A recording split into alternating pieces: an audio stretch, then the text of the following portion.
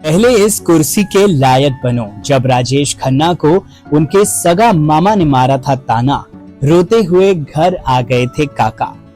राजेश खन्ना भारतीय सिनेमा के पहले सुपरस्टार थे। उन्हें जो स्टारडम मिला था वो आज तक किसी और एक्टर को नहीं मिल पाया।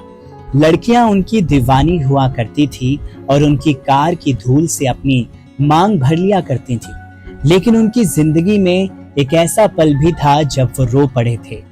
जी हाँ, आज हम आपको वो किस्सा बताने वाले हैं। वो यासिर उस्मान ने अपनी किताब में लिखा हुआ है। राजेश खन्ना का असली नाम जतिन खन्ना था। उनके माता पिता ने उन्हें बहुत प्यार से पाला पोसा था। राजेश खन्ना घर के इकलौते बेटे थे, इस वजह से उन्हें घर से बहुत ज्यादा प्यार मिलता था। जतिन किसी राजकुमार की तरह रहते थे और इस वजह से उनकी आदत भी काफी खराब हो गई थी। वो जिद्दी हो गए थे, सब उन्हें दुलार किया करते थे और कोई भी उन्हें डांटता तो नहीं था। एक बार जतिन को ऐसी डांट पड़ी कि उनकी आंखों से आंसू बहने लगे। आइए जानते हैं आखिर क्या है पूरा मामला। दरअसल बात तब की है जब जतिन की उम्र लगभग 10 साल की थी। जतिन अपने पापा के ऑफिस गए। वहां उनके पिता चुन्नी लाल किसी मीटिंग में बिजी थे। पिता बिजी थे तो जतिन उनके कैबिन में गए और उनकी कुर्सी पर जाकर बैठ गए। उनके पास एक कॉमिक्स थी। जतिन उसी आरामदायक कुर्सी पर आराम से बैठकर कॉमिक्स पढ़ने लगे।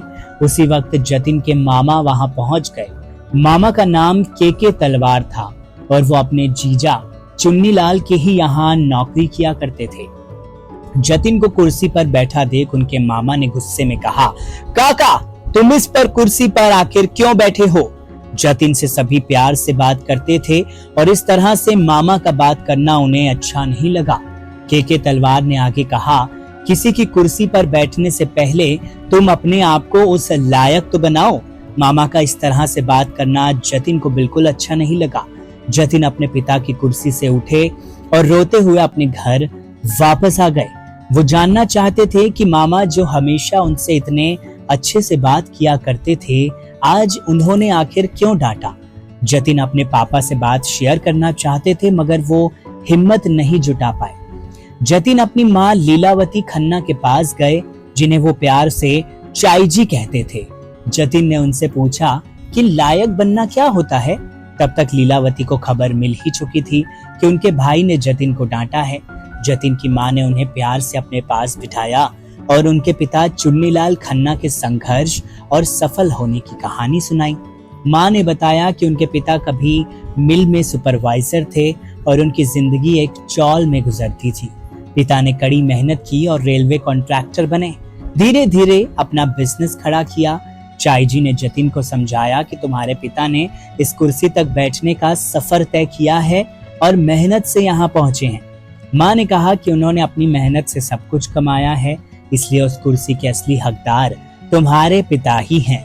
जतिन और फिर राजेश खन्ना ने जब पिता के संघर्ष और सफलता की कहानी सुनी तो वो काफी भावुक हो गए।